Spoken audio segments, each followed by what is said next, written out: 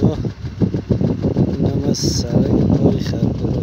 گرچه فیلم تقریبا تکراریه ولی بازم یک نمای جدید میخوایم برای دوستان نشان بدیم که در این رقم گفتن همانه دوستا. این گلایی اولین گلاییه که در اینجا گلایی خورده می طرف چشمه. باز خیمه که است زیر چشمه قرار داره. باز این گلایی دوم در او قسمت است که این رقم کارش از پشت چشمه آمده سرک.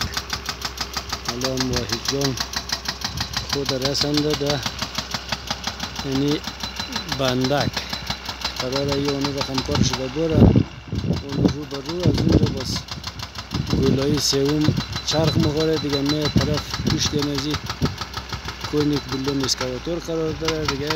من رقم نقشه رفته بخیر طرف یا موضوع گیروگک یک ارچه در اونجا قرار داره است. پشت این مزی ارچگک باز گلایی مخوره بخیر. این رقم طرفی بالا دیگه در این هم کنی خرپروه که اسکواتور گلنه معلومیه